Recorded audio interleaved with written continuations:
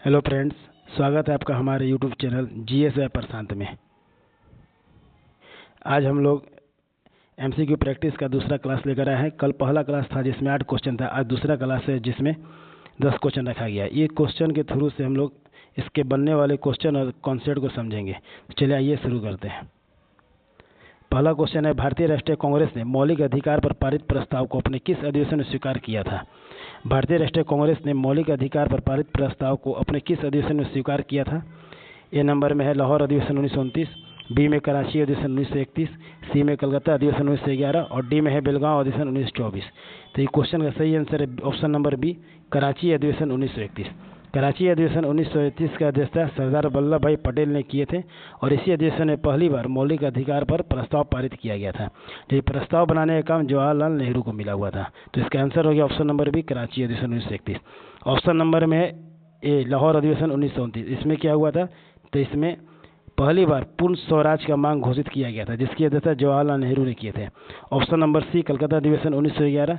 इसमें पहली बार जनगण गाया गया था। पंडित विश्व नारायण धन इसके अध्यक्ष थे। ऑप्शन नंबर डी में है बेलगांव अधिवेशन 1924। इसे महात्मा गांधी एकमात्र कांग्रेस के अध्यक्ष बने हैं। यही अधिवेशन था, बेलगांव अधिवेशन 1924, कर्नाटक। तो इसका क्वेश्चन ए नंबर का आंसर हुआ सही, कराची अधिवेशन 1931। दूसरा नंबर है, भारत की सबसे लंबी सीमा किस देश के साथ लगती है? भारत की सबसे लंबी सीमा किस देश के साथ लगती है? ए पाकिस्तान, बी चीन, सी भूटान, डी बांग्लादेश। तो इसका सही आंसर हो गया डी बांग्लादेश। बांग्लादेश के साथ कितना किलोमीटर लगता है? 4096.7 किलोमीटर लगता है बांग्लादेश के साथ। इसके साथ कौन कौन सा राज्य सीमा साझा करता है? तो असम, मेघालय, त्रिपुरा, मिजोरम और पश्चिम बंगाल। तो 2 नंबर क्वेश्चन का सही जवाब हुआ बांग्लादेश। चलिए अब इसके और जो ऑप्शन है उसके बारे में देखते हैं। पहला में option number A, Pakistan. Pakistan के साथ कितना बॉर्डर साझा करता है भारत? 3323 किलोमीटर। इससे कौन कौन सा राज्य लगता है? राजस्थान लगेगा, लद्दाख, जम्मू कश्मीर, गुजरात और पंजाब। ये पाकिस्तान से लगता है, जम्मू कश्मीर, पंजाब। उसके बाद आ गया चीन। चीन से देखते हैं। चीन से कितना किलोमीटर सीमा साझा करता है? चीन से साझा करेगा 3488 किलोमीटर। इससे कौन कौन सा राज्य सीमा साझा करता है? तो लद्दाख केंद्रशासित प्रदेश है। उसके बाद अरुणाचल प्रदेश, उत्तराखंड, हिमाचल प्रदेश और सिक्किम, ये लद्दाख से लगता है। भूटान का देखते हैं। भूटान से कितना राज्य साझा करता है? तो भूटान से लगभग सीमा साझा होता है 690 किलोमीटर। और इससे कौन कौन सा राज्य सीमा साझा करता है? असम, अरुणाचल प्रदेश, पश्चिम बंगाल और सिक्किम। तो ऑप्शन नंबर बी का, क्वेश्चन नंबर बी का सही जवाब हुआ बांग्लादेश। बांग्लादेश से लगने वाले राज्य आपको पता चला गया, असम, मेघालय, त्रिपुरा, मिजोरम और पश्चिम बंगाल। ये होगा क्वेश्चन नंबर 2। 3 नंबर देखते हैं, भारतीय संविधान में नागरिकता को कितने भाग में रखा गया है? भारतीय संविधान में नागरिकता को कितने भाग में रखा गया है? भाग 2, भाग 3, भाग 4 या भाग 5? तो भारतीय संविधान में नागरिकता को भाग 2 में रखा गया। ऑप्शन नंबर ए सही आंसर, भाग 2। भाग 2 में नागरिकता है। नागरिकता का प्रावधान कहाँ से लिया गया है? ब्रिटेन से लिया गया है। भारत में नागरिकता कैसी है? तो भारत में नागरिकता एकल नागरिकता है। एकल मतलब कहीं भारत में एक नागरिकता प्रदान की जाती है। अनुच्छेद कितना से कितना में है नागरिकता? तो 5 से 11 में है। ये हुआ नागरिकता में। भाग 3 में क्या है? ऑप्शन नंबर बी, भाग 3 मौलिक अधिकार है, जो कि अमेरिका के संविधान से लिया गया है और अनुच्छेद 12 से 35 में है। भाग 4 में है नीति निषेध सिद्धांत, 36 से 51 में है अनुच्छेद और इसको लिया गया है आयरलैंड से। भाग 5 संघ है, जिसको कनाडा से लिया गया है, 52 से 151 से 152 इसमें इसका अनुच्छेद है। नेक्स्ट क्वेश्चन है, विज्ञान की किस शाखा में मृदा का अध्ययन होता है? मृदा मतलब मिट्टी। विज्ञान की किस शाखा में मृदा का अध्ययन होता है? पेडोलॉजी, स्पर्मोलॉजी, एपीकल्चर या सिस्मोलॉजी? तो विज्ञान की किस शाखा में मृदा का अध्ययन? पेडोलॉजी, मृदा का अध्ययन होता है। स्पर्मोलॉजी में बीज का अध्ययन, एपीकल्चर में मधुमक्खी पालन का अध्ययन, सिस्मोलॉजी में भूकंप का अध्ययन। ये आसान क्वेश्चन था, 4 नंबर। नेक्स्ट है, निम्नलिखित में कौन सी महासागरीय धारा ठंडी जलधारा है? निम्नलिखित में कौन सी महासागरीय धारा ठंडी जलधारा है? ए में है कनारी, बी में सुसीम, सी में है अलास्का और डी में है क्यूरोसियो। तो इस क्वेश्चन का सही जवाब है ए कनारी। कनारी एक ठंडी जलधारा है जो कि अटलांटिक महासागर की है, अटलांटिक महासागर की है। ऑप्शन नंबर बी, सी और डी। बी सुसीम जलधारा, सी अलास्का जलधारा, सी डी क्यूरोसियोर धारा। ये तीनों प्रशांत महासागर की जलधारा है, ये तीनों प्रशांत महासागर की गर्म जलधारा है और कनारी ठंडी जलधारा थी। तो इसको देखते हैं कि ठंडी और गर्म जलधारा होती क्या है। ये ग्लोब है, ग्लोब में ये हो गया 0 डिग्री रेखा, इसको ये हो गया उच्च अक्षांश, ये उच्च अक्षांश, ये हो गया निम्न अक्षांश, इसको बोलते हैं निम्न अक्षांश। तो जो भी महासागरीय है गर्म जलधारा वो 0 डिग्री अक्षांश से ध्रुवों की ओर चलती है, ध्रुवों की ओर चलेगी तो ये गर्म जलधारा है। रास्ते में आने वाले अपने सभी जल राशि को गर्म करते हुए चलेगी, ये गर्म जलधारा है। और जो ठंडी जलधारा है वो ध्रुवों से भूमध्य रेखा की ओर चलती है, ठंडी जलधारा ध्रुवों से भूमध्य रेखा की ओर, और गर्म जलधारा भूमध्य रेखा से ध्रुवों की ओर चलती है। ये हो गया गर्म जो कि विषुवत रेखा से या भूमध्य रेखा से ध्रुवों की ओर चलेगी, और ये हो गया ठंडी जो ध्रुवों से विषुवत रेखा की ओर चलेगी, ये हो गया ठंडी जलधारा। तो इसका ऑप्शन हो गया एक कनारी। 6 नंबर, वित्त आयोग के अध्यक्ष की नियुक्ति कौन करता है? वित्त आयोग के अध्यक्ष की नियुक्ति कौन करता है? ए राष्ट्रपति, बी उपराष्ट्रपति, सी प्रधानमंत्री और डी इनमें से कोई नहीं। तो 6 नंबर का ऑप्शन होगा वित्त आयोग के अध्यक्ष की नियुक्ति राष्ट्रपति करते हैं, राष्ट्रपति का। जिसको हम लोग थोड़ा अच्छा से देखते हैं। वित्त आयोग, वित्त आयोग संविधान के कितने अनुच्छेद में है? अनुच्छेद 280 में, अनुच्छेद 280 में है। वित्त आयोग कितने साल पे होता है? तो हर 5 साल पे, हर 5 वर्ष पे वित्त आयोग का गठन कौन करते हैं? राष्ट्रपति करते हैं।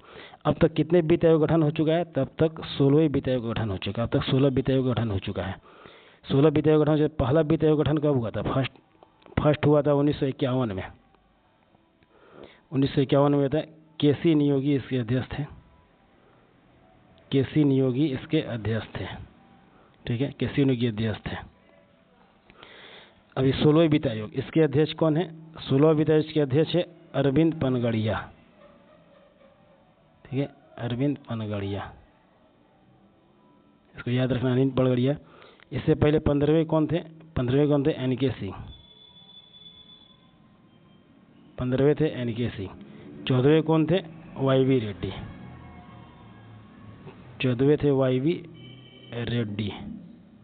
एक क्वेश्चन आता है यहाँ, 15 वित्त आयोग जो एन.के. सिंह है, ये 2011 की जनगणना का उपयोग किए थे, ये 2011 की जनगणना का उपयोग करके वित्त आयोग तैयार किए थे। तो ये हुआ क्वेश्चन वित्त आयोग। 7 नंबर क्वेश्चन, वर्ष 2011 की जनगणना के अनुसार सर्वाधिक जनसंख्या घनत्व वाला राज्य कौन है? वर्ष 2011 की जनगणना के अनुसार सर्वाधिक जनसंख्या वाला घनत्व राज्य कौन है? ए उत्तर प्रदेश, बी बिहार, सी सिक्किम, डी अरुणाचल प्रदेश। तो इसका सही आंसर है बी बिहार। वर्ष 2011 की जो जनगणना हुआ था उसके सर्वाधिक जनसंख्या घनत्व वाला राज्य बिहार है। बिहार का जनसंख्या घनत्व कितना है? 1006। जनसंख्या घनत्व होता क्या है? 1 किलोमीटर के दायरे में, 1 किलोमीटर के दायरे में कितने लोग रहते हैं, इसी को बोलते हैं जनसंख्या घनत्व। तो बिहार में 1106, सबसे कम जनसंख्या घनत्व अरुणाचल प्रदेश का है, 17 लोग रहते हैं यहाँ पे 1 किलोमीटर के दायरे में। सर्वाधिक जनसंख्या वाला राज्य उत्तर प्रदेश है और कम जनसंख्या वाला राज्य सिक्किम है। तो वर्ष 2011 की जनगणना के अनुसार सर्वाधिक जनसंख्या घनत्व बिहार का है। 7 नंबर क्वेश्चन का सही आंसर है बी बिहार। 8 नंबर, पेट्रोलियम के शुद्धिकरण में किसका प्रयोग होता है? ये बढ़िया क्वेश्चन है। पेट्रोलियम के शुद्धिकरण में किसका प्रयोग होता है? तो देखिए, ए में है कोल गैस, बी में सल्फ्यूरिक अम्ल, तीसरा में है, सी में है हाइड्रोक्लोरिक अम्ल और डी में है फेरस सल्फेट।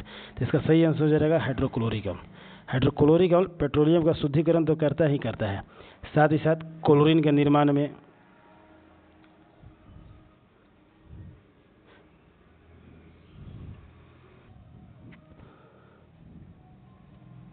पेट्रोलियम शुद्धिकरण में किसका प्रयोग होता है? सी नहीं हो गया, सॉरी गलती से हो गई, सल्फ्यूरिक अम्ल। सल्फ्यूरिक अम्ल का पेट्रोलियम शुद्धिकरण में करेंगे।